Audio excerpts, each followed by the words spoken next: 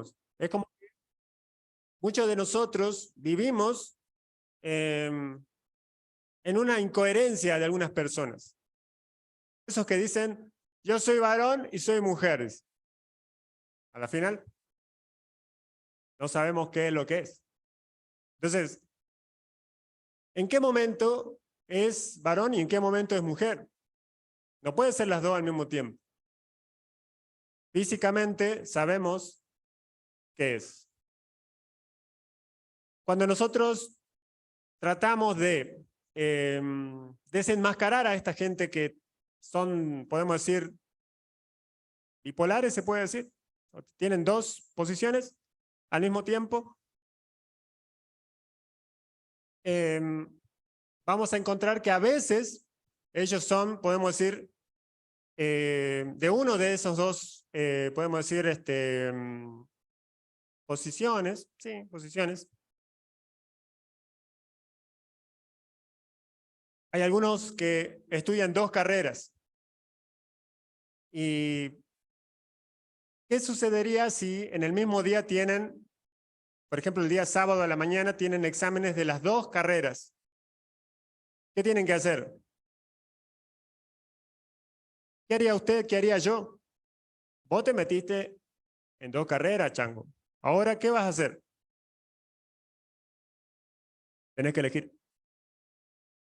O amás a una y menospreciar a la otra, porque no podés rendir los dos. ¿O sí? No, es imposible. Encontramos también, por ejemplo, que hay algunos que tocan dos instrumentos al mismo tiempo. Yo admiraba mucho a un muchacho que tocaba la batería y cantaba.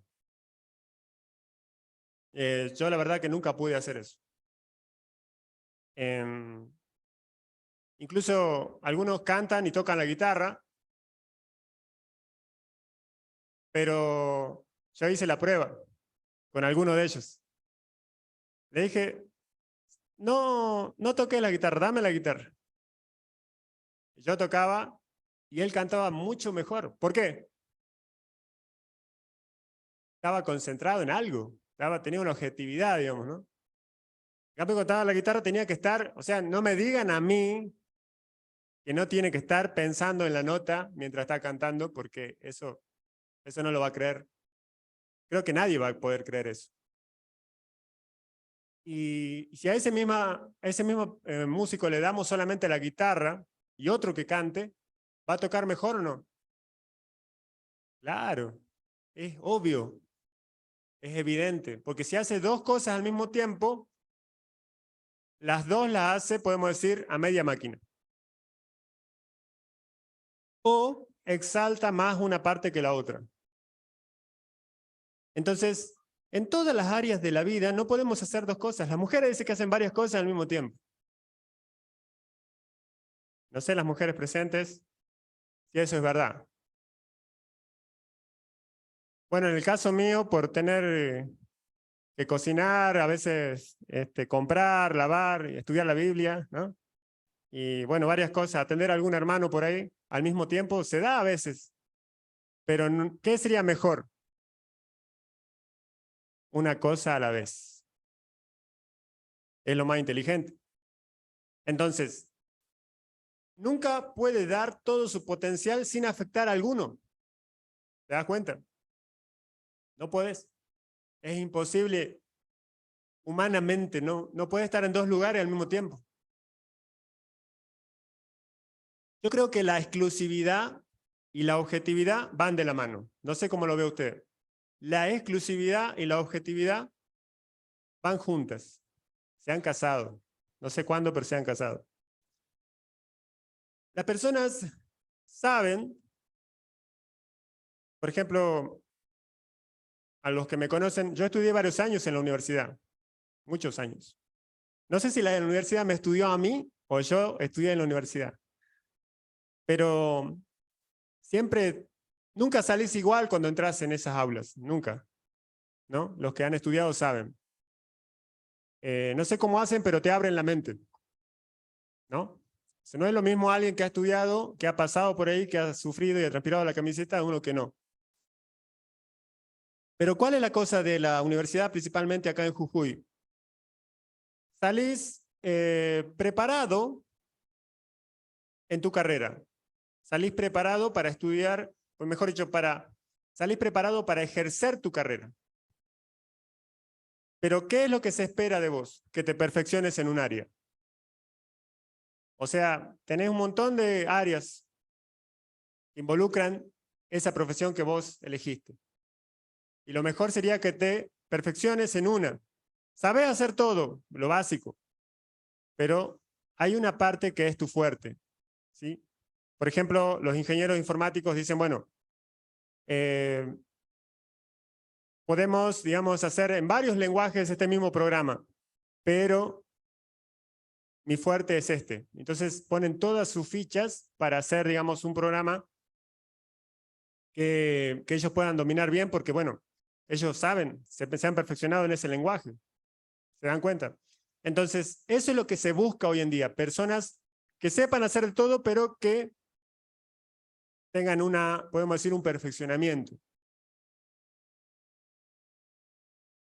Servir a uno solo sería, en resumen, servir a uno solo. En la enseñanza que vamos a ver hoy, justamente vamos a reconocer juntos que esto es una verdad espiritual también. Yo le invito a ir a Mateo, capítulo 6.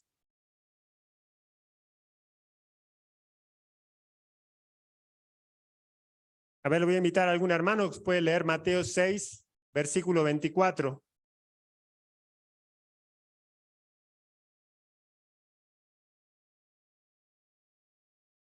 Mateo 6, 24.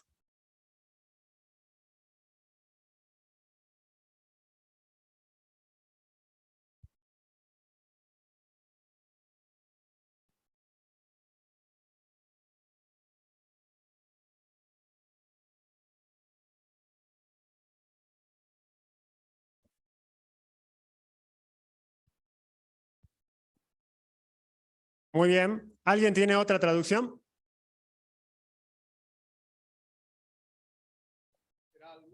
Y amará al otro, o estimará al uno y menospreciará al otro. No podéis servir a Dios y a las riquezas. Muy bien. ¿Otra traducción que no sean esas dos?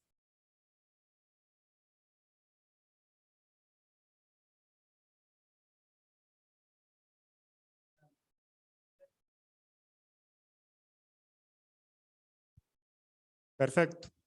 Entonces, leamos por donde leamos, encontramos ahí bien claro lo que enseñó nuestro Señor.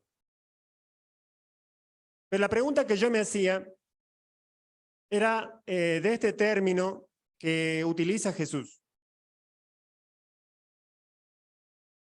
El término Señor. No puede servir a dos señores. Y algunas traducciones dicen amos, otros dicen patrones. Y quizás hoy en día el término amo como que no lo usamos, ¿no? Por ejemplo, algunos dicen, bueno, ella es ama de casa. ¿Qué es ser ama de casa? Es una persona que, claro, que la casa está sujeta a su decisión, es ama de casa. También dicen ama de llaves, bueno, ya no se usa mucho tampoco eso. Y en aquel tiempo, en cuando Jesús utilizó este término, había esclavos. Había esclavos.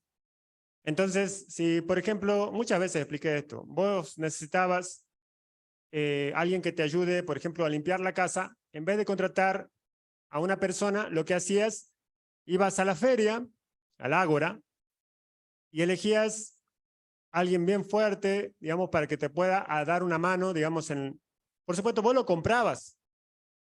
Comprarlo significaba que no tenías que pagar sueldo todos los meses. Y ella o él estaba a tu merced. Lo que vos le mandes a hacer, hacía. Así que imagínense la corrupción del imperio romano. Entonces encontramos que hay varias palabras en los idiomas originales que utiliza el Nuevo Testamento y el Antiguo para poder referirse a los amos. La esclavitud. La esclavitud. Algunos dicen que continúa, bueno, no lo sabemos. Quizás no continúa con el término, pero hay trabajos esclavos.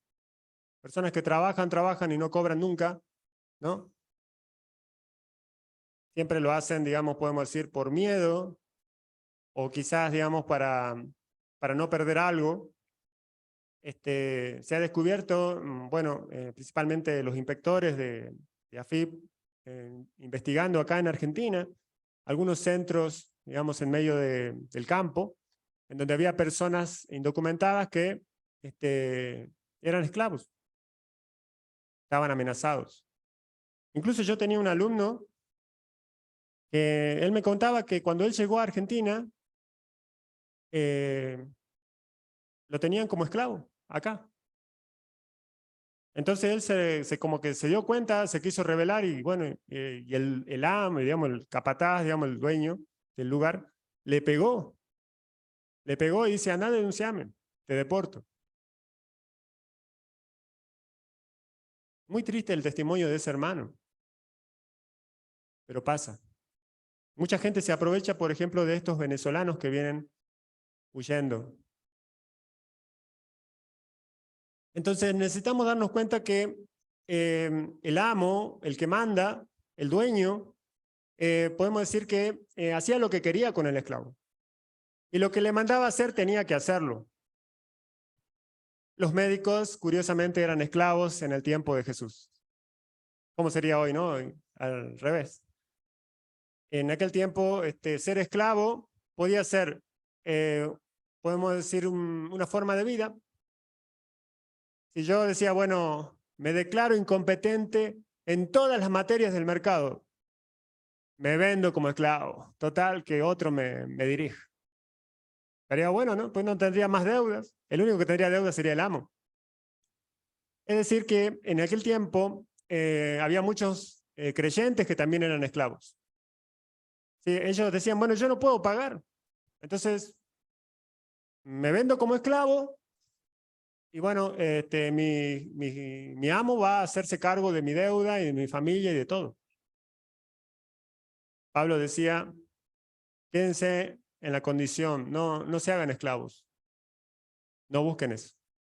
Es una salida muy fácil. Muchas mujeres, por ejemplo,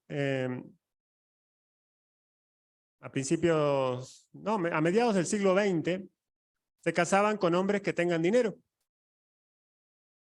Y prácticamente eran como esclavas. En la India, hoy en día, por ejemplo, los hombres obesos son los más queridos. ¿Por qué? Porque son los que tienen para comer. Entonces las chicas buscan hombres obesos. Así que chicas, no vayan a la India.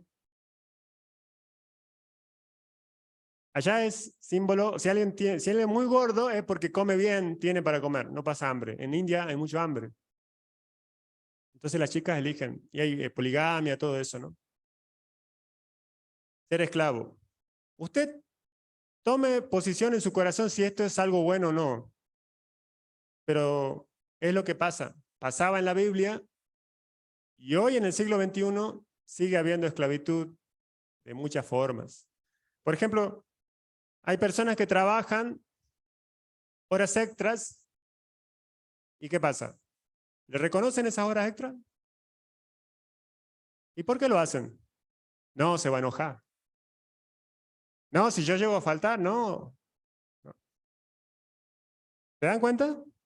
¿No es algo de esclavitud eso? Muchas veces encontramos que se habla, por ejemplo, de esclavitud a las drogas, dice, ¿no? Esclavitud al alcohol, esclavitud al sexo. Y ahora ya no decimos esclavitud, ahora decimos adicción. Ponemos una palabra más difícil, ¿no? Para decir lo mismo. Podemos decir que son formas de esclavitud modernas, bueno, no tan modernas, ya existían en el tiempo del Imperio Romano. Entonces, encontramos que la esclavitud, a resumidas, era una persona que estaba comprada por alguien y tenía que servirle. Tenía que servirle. Sin goce de sueldo. Sin ningún reproche. Calladito.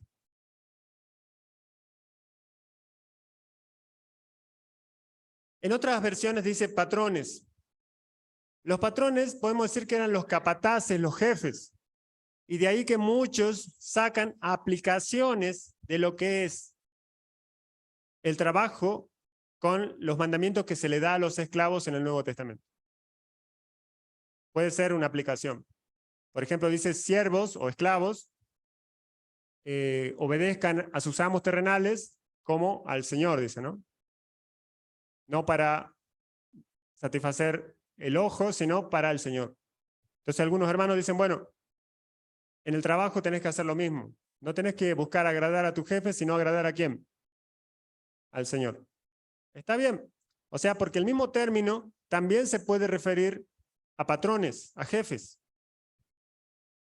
Pero en el mismo término tiene, digamos, me refiero a este señor, señores, a dos amos,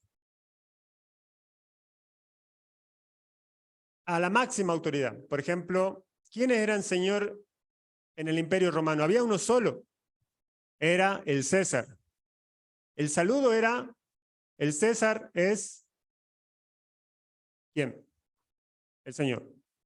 Era como los nazis, por ejemplo, en la Segunda Guerra Mundial, imitaron esta forma, copiaron todo el Imperio Romano, los nazis, copiones, ¿no? Los estandartes, las águilas, el saludo, la posición, el ejército, la forma de desfile, todo copiaron. Una copia total. ¿Y cómo saludaban ellos? Hitler es el Führer, claro, el Señor. Cuando los cristianos empezaron a decir que Jesucristo es el Señor, iban directamente al circo romano a hacer comida de leones. Hoy en día vos podés salir a la calle y decir Cristo es el Señor, nadie entiende nada qué quiere decir. Capaz que dicen, bueno, debe ser un religioso. Debe ser un evangelio, como dicen ellos. Pero en ese tiempo no era así. O en la Alemania nazi, si decías Jesucristo es el Señor, también estabas preso. Entonces encontramos que ser Señor para el tiempo de Jesús era ser la máxima autoridad. Máxima autoridad.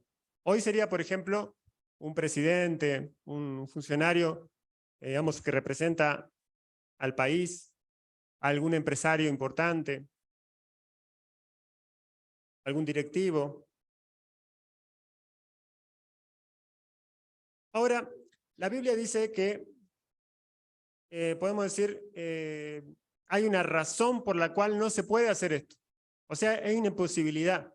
No, dice, ninguno puede. Si Dios dice que ninguno puede, no trates vos de gambetear, ya podemos usar ese término, no sé si lo conocen, ¿no? De hacer un enganche ahí, y si no, yo sí puedo. No podés, porque Jesús dijo que ninguno puede. Ninguno puede. Y si hacemos un análisis, como el que hicimos al principio, vamos a darnos cuenta que vamos a siempre tirar para un lado o para el otro. No podemos hacer las dos cosas al mismo tiempo. Beneficiamos a uno y menospreciamos al otro. Ponemos prioridades, ¿se da cuenta? Entonces, no se puede, ninguno puede. ¿Por qué? Él mismo explica, porque aborrecerá al uno y amará al otro y estimará al uno y menospreciará al otro. Y ustedes saben que desde que me casé, o antes, yo tenía un emprendimiento con 3 hermanas más que se llamaba, ¿cómo se llamaba el emprendimiento? Douglas. Ya era una palabra griega que me había gustado mucho en ese tiempo. Y Douglas significa esclavo. Esclavo. Era un trabajo esclavo. No, bueno. Teníamos ahí un emprendimiento en el cual, digamos, nos sirvió para muchas cosas a nosotros. Bueno, a mí me sirvió para casarme. Después ya, una vez que me casé ya no ejercí ya. Sí, ya fui el doble yo. Cuando nosotros encontramos digamos, el Ramiro de ese tiempo, me encantaba, desde ese tiempo me encantaba y hasta ahora me gusta mucho el griego, más que el hebreo. Y una de las cosas que encontramos justamente en el idioma original es que se utiliza, podemos decir, varios sinónimos para traducir esto de aborrecer, de amar. Por ejemplo, tenemos, tendrá aversión, dice. ¿Qué es tener aversión? Odiará. ¿Tan extremo? Sí. Aborrecerá. Aborrecer. Menospreciará. Bueno, que es justamente lo que se hace cuando tenemos que elegir entre los dos. No podemos elegir los dos, tenemos que elegir uno. Entonces menospreciamos uno, aborrecemos y para hacer lo contrario con el otro. Y en el griego,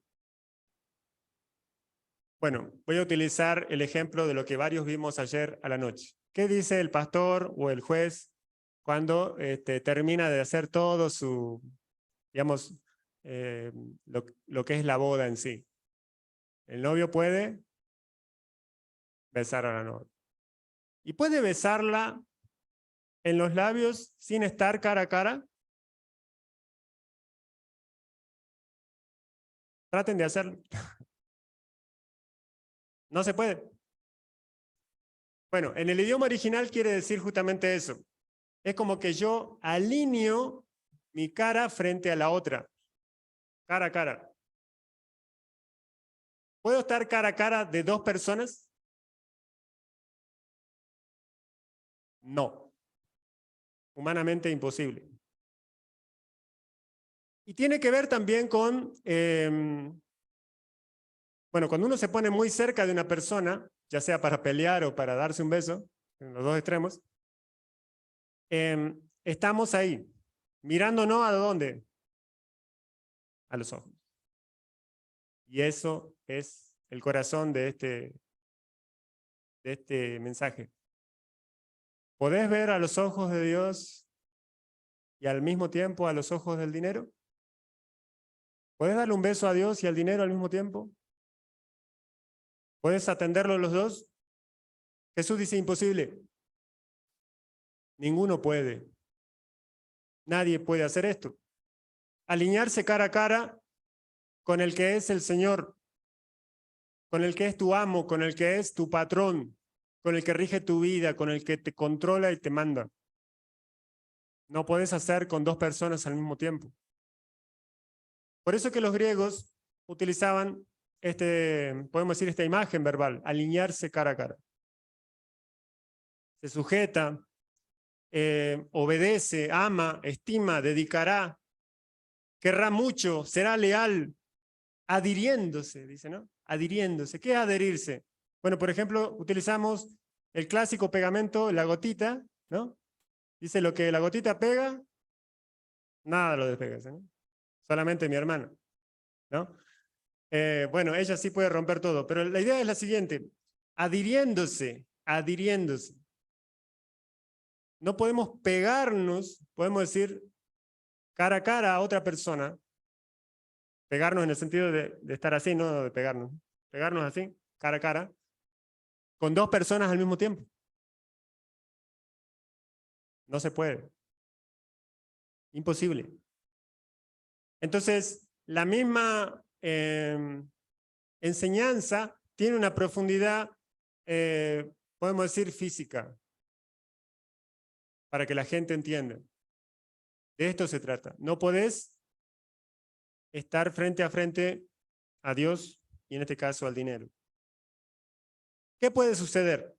Puede suceder que yo busque quedar bien con ambos a la vez. Hay un viejo dicho que dice, quiere quedar bien con Dios y con el diablo. ¿Se puede? Algunos lo intentan. Por ejemplo, hay un libro que salió hace poco que nuestro querido presidente, aparte de hablar, le gusta escribir. Y escribió el prólogo de ese libro. Ese libro me impactó mucho porque es el expresidente de Perú. Y en este libro él escribe ya todo, no hay nada secreto ya ha pasado muchos años. Dice que Perú envió 10 aviones Mirage. 10 aviones Mirage en el año 1982. Y para orgullo de nosotros, ¿dónde aterrizaba? En el Aeroclub. Una misión ultra secreta. 10 aviones Mirage que aterrizaron en el Aeroclub. ¿Y qué pasaba con la banderita de Perú? Se la cambiaba por la de Argentina. Y fueron a la guerra.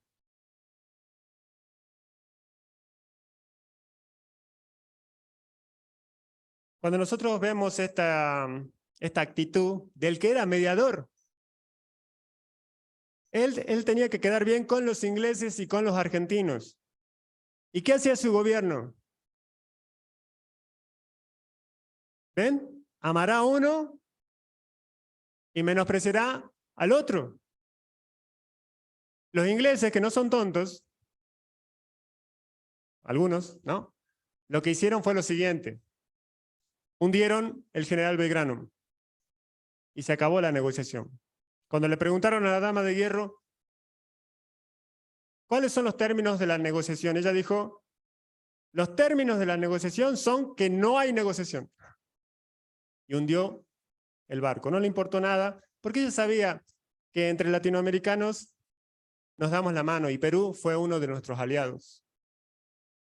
No solamente verbal, sino en este caso militar. Entonces, si él era mediador, él tenía que corresponder a las dos partes, no ser parcial. Entonces se cumple eso, que ser mediador. O sea, no podés estar en el medio, tenés que ser objetivo. Tenés que inclinarte para uno de los dos lados. Es una idea desacertada. Produce actitudes contrarias. De ahí que la poligamia es imposible. O sea, el hombre dice 2 mujeres y un camino. Es imposible. Porque amarás a una y menospreciarás a la otra. Pasó en la vida de Jacob, ¿se acuerdan? Jacob amaba a Raquel y Lea era menospreciada, dice el pasaje. Entonces, si en tu cabecita querés estar con 2 mujeres al mismo tiempo, estás re mal, no puedes hacerlo. Es imposible. Porque vas a amar a una y despreciar a la otra. De ahí que el matrimonio es para una sola persona. O sea, mi corazón para una sola persona. Entonces, en forma simultánea, con mi apreciación hasta esta enseñanza, voy a exteriorizar esto. ¿Cómo lo exteriorizo? Bueno, los peruanos mandaron aviones encubiertos, pasaron por arriba de Bolivia, y Bolivia ni cuenta se dio, ¿no? Y aterrizaron en Jujuy, para orgullo de nosotros. Y de acá fueron a la guerra directamente. Salís a favor de uno y menospreciás al otro. En el caso de Jacob, amó a Raquel y menospreció a Lea. Una imposibilidad. La pregunta que vos y yo nos hacemos, pero ¿por qué no se puede? ¿Por qué no puedo servir a 2 señores? ¿Por qué no puedo hacer 2 cosas? Porque Jesús dijo que no se puede. Porque ninguno puede servir a 2 señores. Y esto tiene una profundidad aún más allá de nuestro idioma castellano, porque este versículo fue escrito en griego. Jesús dominaba también el griego, ¿sí? Pero en este caso él enseñaba, podemos decir en hebreo o en arameo, y los apóstoles escribieron su enseñanza en griego. Y el griego tiene, podemos decir, muchas cosas interesantes que vamos a aprender un poquito esta mañana. Por ejemplo, una de ellas, La versión que estoy leyendo ahora, que ya terminé la anterior, ahora estoy leyendo la palabra de Dios para todos, muy buena hasta ahora, ningún problema. Ya terminé Génesis y Job, y ahora estoy por Éxodo. Y esta versión, ¿saben cómo traduce este texto? A ver, no sé si alguien la tiene. Vamos a empezar por ahí. Versión palabra de Dios para todos. Si la pueden leer fuerte, ahí tiene un detalle que no tiene ninguna de las otras traducciones, ni siquiera la de las Américas. Mateo 6:24.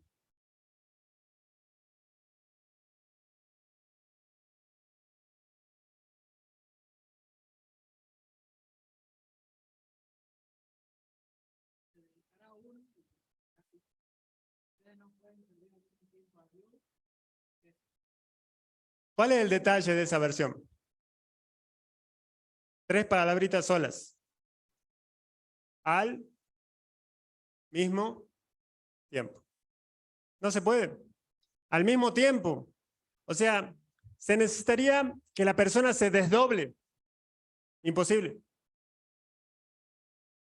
No podés hacer dos cosas. Si hasta ahora tenés un dolor de cabeza, es porque querés hacer el trabajo de 2, de 3, de 4 personas al mismo tiempo y no se puede. Grábatelo bien acá. No podés. ¿Sí? No puedo. Porque Jesús dijo que ninguno puede. Ninguno puede. El estrés se origina porque las personas quieren hacer 3, 4, 5 trabajos al mismo tiempo, al mismo día, en el mismo horario. Imposible. El hombre fue diseñado para hacer una cosa a la vez. Nada puedes hacer bien porque vas a aborrecer a una parte y vas a amar a otra. Es un principio bíblico. Un principio que está oculto acá y que lo encontramos en esta traducción. Humanamente es imposible. A ver, los músicos, ¿se podrá tocar 2 canciones al mismo tiempo? Bueno, una arriba de la otra. Claro, ¿y la misma persona? No, no se puede. Uno de los más grandes compositores del siglo XX era argentino. Me refiero a Astor Piazzolla. Él estudió música en Francia y la profesora le enseñaba música clásica y él tocaba, dice que tocaba excelente el piano. Y la profesora lo tenía como un excelente alumno.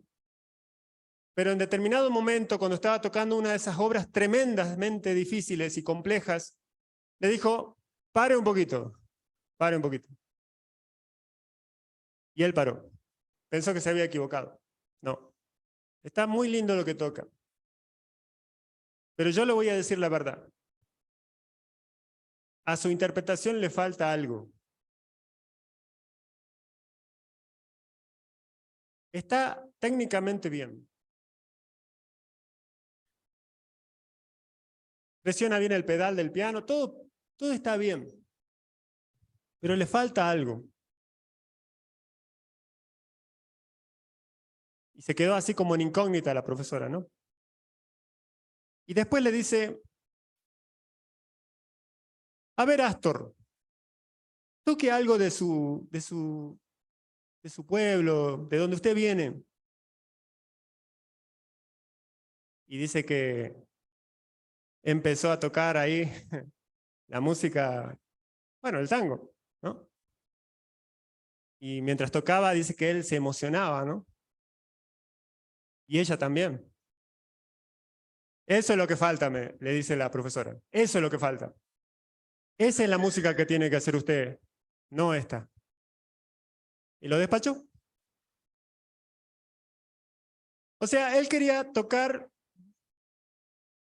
una música que no le correspondía, digamos. Él en su corazón estaba sirviendo a otro tipo de música.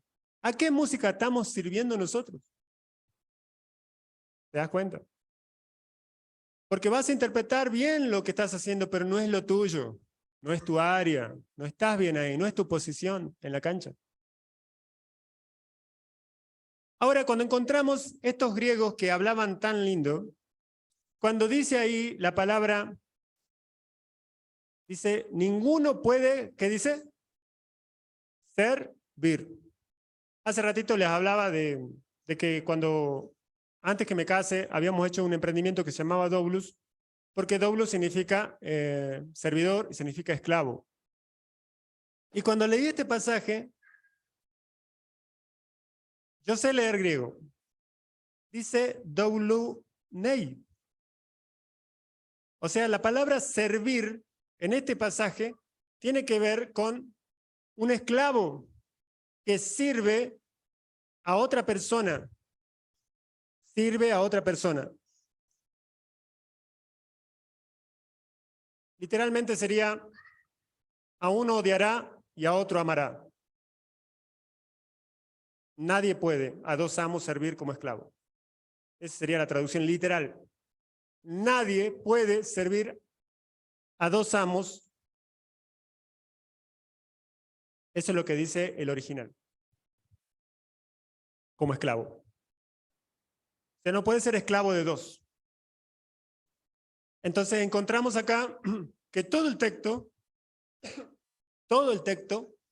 está en tiempo presente. Ahora, en el momento, ahora mismo, no podemos hacer dos servicios a dos amos sin menospreciar a uno y amar al otro. No se puede. Imposible. Y si tratás de hacerlo, vas a tener futuras consecuencias. Eso es lo que enseña Jesús. Amarás a uno, menospreciarás al otro. Además de todo eso, encontramos que Jesús, como buen hebreo, utiliza lo que se llama un paralelismo. Y capaz que a vos también, bueno, sin saber todos estos términos técnicos, te das cuenta de que está diciendo lo mismo dos veces. Esa es una forma muy hebrea de enseñar. Por ejemplo, tenemos la primera cláusula que le dicen, nadie puede servir a dos señores. Esa sería, podemos decir, la enseñanza. Y al final dice, no podéis servir a Dios y las riquezas. O sea, no podéis servir y ninguno puede servir, obvio que es lo mismo. Es lo mismo. Y en vez de decir dos señores, ¿qué dice? Dios y riquezas. Es una forma paralela, podemos decir. Porque, bueno, y ahí da la explicación. ¿A qué va todo esto? Esto era un proverbio de ese tiempo. Nadie puede servir a dos señores. No es una enseñanza, podemos decir, original de Jesús. Ya estaba. Él, podemos decir que la cita y para nosotros hoy, como en todo el Sermón del Monte, él dice, pero yo os digo. Es decir, el proverbio decía, nadie puede servir a dos señores, pero yo os digo, nadie puede servir a Dios y a las riquezas.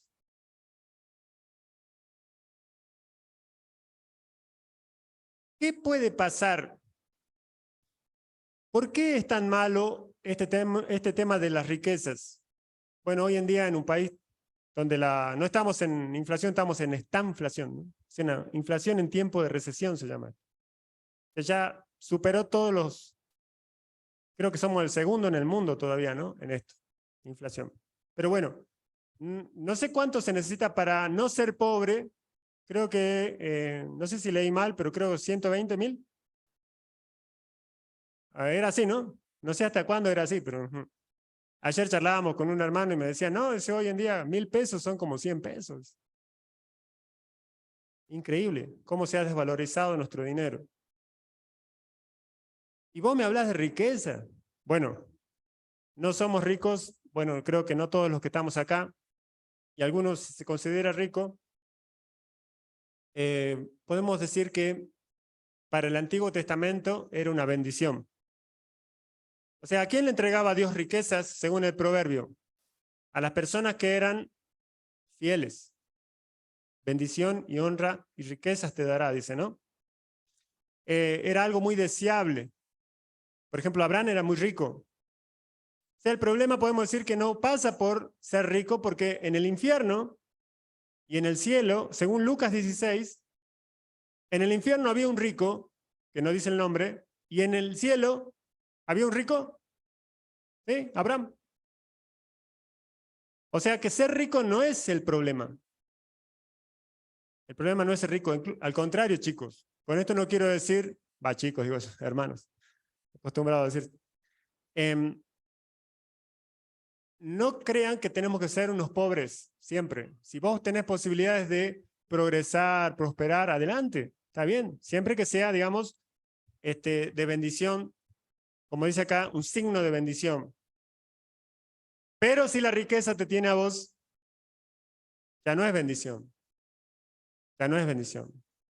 Ahora, el Nuevo Testamento habla de las actitudes de los ricos. Una de las actitudes que reprochan todos nuestros gremios, ¿cuál es? Que los funcionarios, ¿qué hacen? Ellos se aumentan sus dietas, sus sueldos, y nosotros, ¿qué? Nada, ¿no? Nada. Ahora, esa es la actitud que también se veía en la Biblia. Los profetas, incluso digamos, el pastor Santiago, estaba por decir, condena la actitud de los ricos, de abusarse de los pobres. Ese orgullo que tienen de tener una billetera con mucho dinero, ese orgullo que manifiestan sobre la gente que no tiene, eso es lo que se condena. Eso es lo que trae el dinero.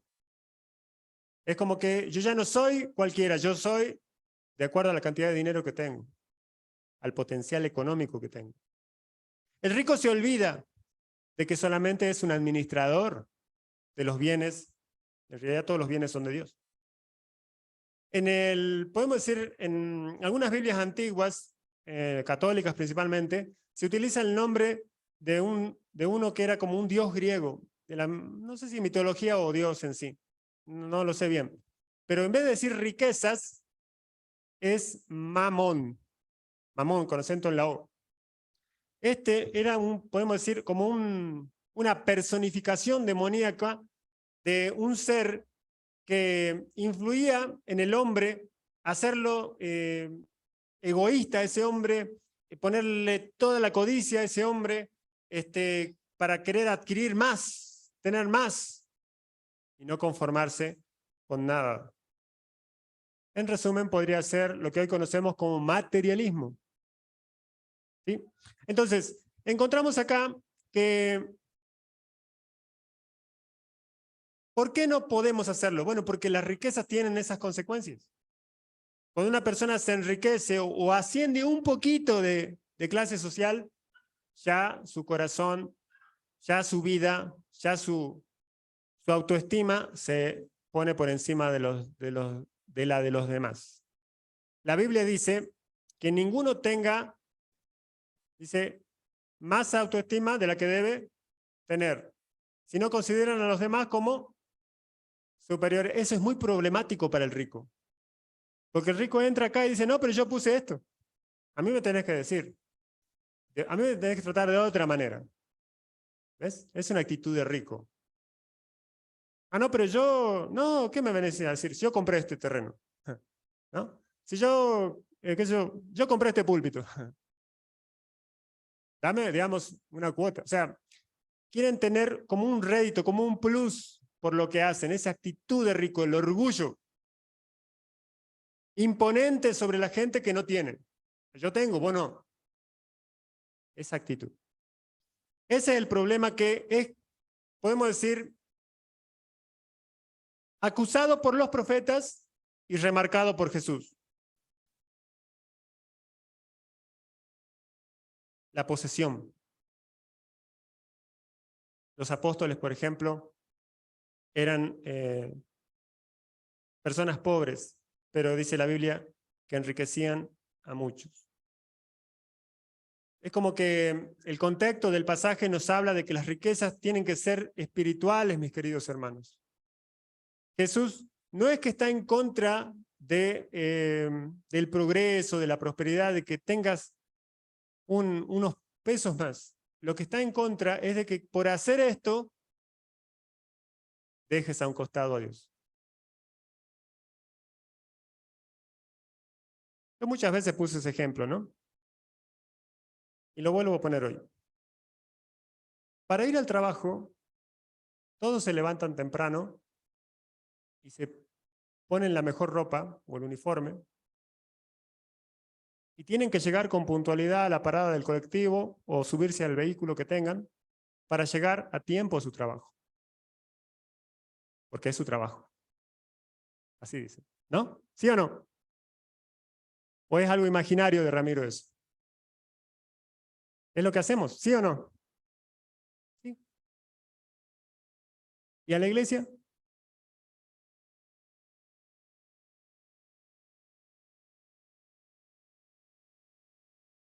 Dirigimos con cualquier ropa a la casa de Dios. Llegamos a cualquier horario. Cuando pasa un hermano acá y dice, necesitamos ayuda. No. No tengo tiempo. ¿Por qué? Porque estoy trabajando, dice, ¿no? No estoy en contra del trabajo, pero ¿quién es tu Señor en ese sentido? ¿Quién manda tu vida? La iglesia para el último. No, no tengo tiempo. No puedo. ¿Y se cumple lo que dice la Biblia o no? No puedes servir a dos señores. Porque amará a uno y menospreciará al otro. El estudiante lo mismo. ¿Puedes hacer esto? No, no, es que tengo que rendir. ¿Quién es tu Señor en ese momento? El dador de la inteligencia, la sabiduría y los recursos. El más sabio de todos. Pero no, para la iglesia no hay tiempo. No. Para el estudio sí. Si tenés que preparar una clase para la escuelita bíblica, le dedicás 3 horas. No sé si lo estudiás o ya lo tenés guardado no sé cuántos años que lo enseñan lo mismo. Pero para la universidad, para el colegio, toda la noche estudiando. Varios libros. ¿Quién es tu Señor? ¿Se dan cuenta que por donde lo veamos, no podemos servir a dos señores? No, no se puede. Entonces es como que Dios no te está diciendo que dejes de trabajar o que dejes de estudiar o que dejes de hacer tu responsabilidad, al contrario. Pero lo que te dice es que la actitud tuya es la que debe ser la correcta. Como en todo el Sermón del Monte, la motivación que lleva, que inspira tus días tiene que ser la correcta. Si Dios te ha dado un talento para servir en la iglesia y no lo usás para Dios, pero sí lo usás para otras cosas, ahí estamos en desfasaje. Estamos en desfasaje. Como conclusión, es curioso este pasaje, porque acá el enemigo no es el mundo, no es la carne, ni tampoco es Satanás. ¿El rival quién es? ¿Quién es el rival de Dios en este pasaje? Un solo versículo leímos. ¿Quién? El dinero, las riquezas.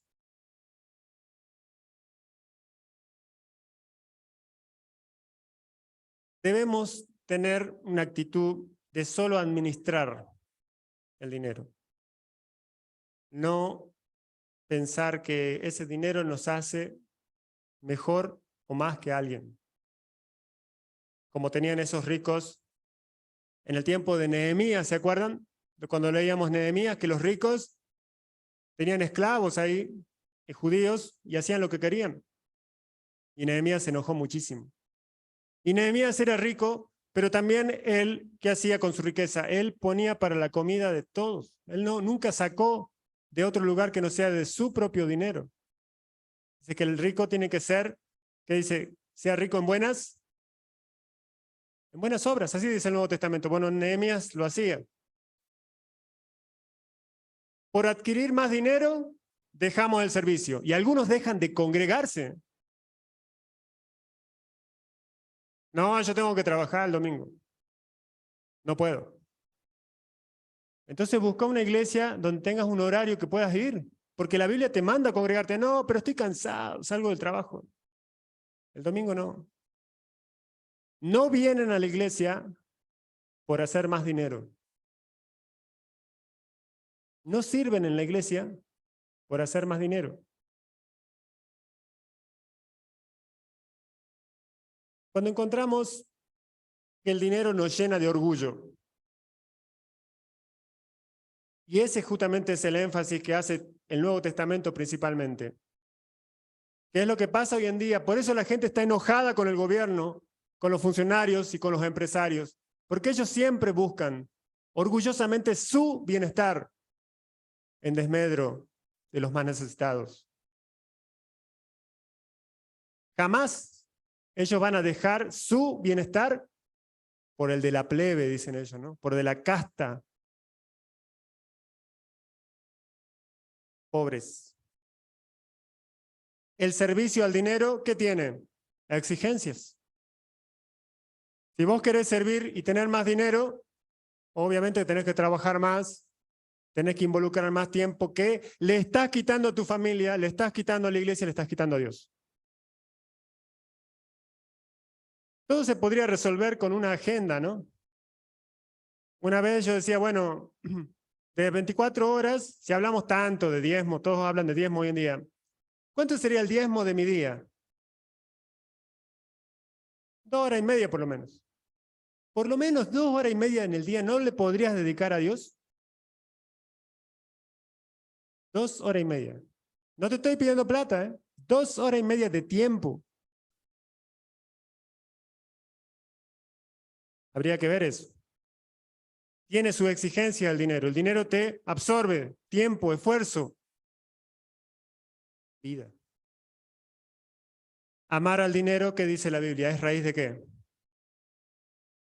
De todos los males. Es decir, el dinero en este caso es el rival de Dios. Pero el dinero yo lo puedo usar para Satanás o para Dios.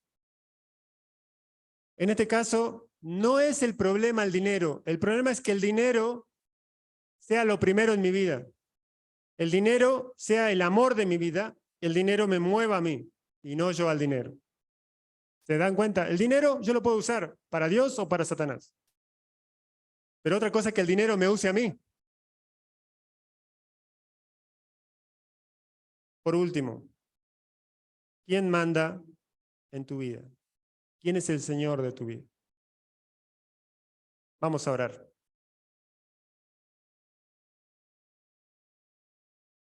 Querido Padre, te damos gracias porque es como que nos abrís los ojos a una realidad que está ahí, implícita.